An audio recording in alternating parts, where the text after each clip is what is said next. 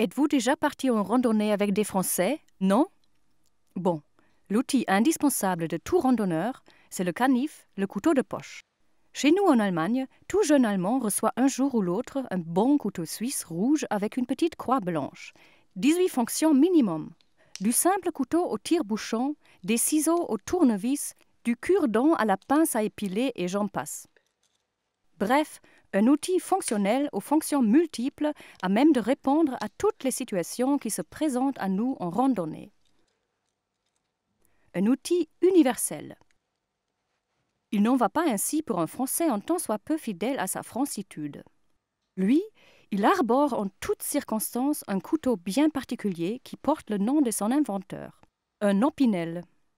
Au premier abord, je vous le concède, ce couteau peut paraître bien séduisant. Un manche en bois très agréable au toucher. Une forme ergonomique, voyez comme grâce à sa jolie forme galbée, il vient se caler dans la main. Le bout biseauté, magnifique. D'ailleurs, ce bout pointu, là, vous savez à quoi il sert? On prend l'Opinel comme ça, un petit coup sec, et hop, la lame sort un peu, et il n'y a plus qu'à la saisir entre deux doigts pour l'ouvrir tout à fait.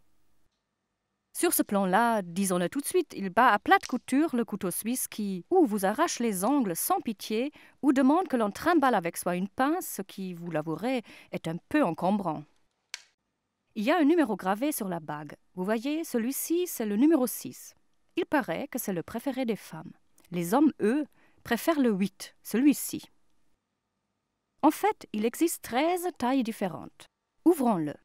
À partir de la taille 6, la bague se tourne pour bloquer la lame, comme ça, et éviter qu'elle ne se referme sur vos doigts. Cette bague s'appelle la virole. Bien pensé, pense-t-on. Maintenant, regardons un peu notre couteau suisse après 1 an ou 2 d'usage normal. Impeccable, comme neuf. Ennuyeux, vous diront les Français. Regardez un peu comment vieillit l'Opinel. Le bois se polit peu à peu. La lame, parfaitement oxydable, rouille magnifiquement. Avouez-le, c'est particulièrement appétissant pour couper un bon camembert bien coulant. En fait, ça ne devrait pas trop rouiller, car comment laver un couteau en bois et en fer blanc? En ne le lavant pas, bien sûr. C'est avec une candeur inouïe qu'un Français vous explique qu'il suffit de le planter dans la terre pour nettoyer la lame. Résultat? Regardez la bague, la virole.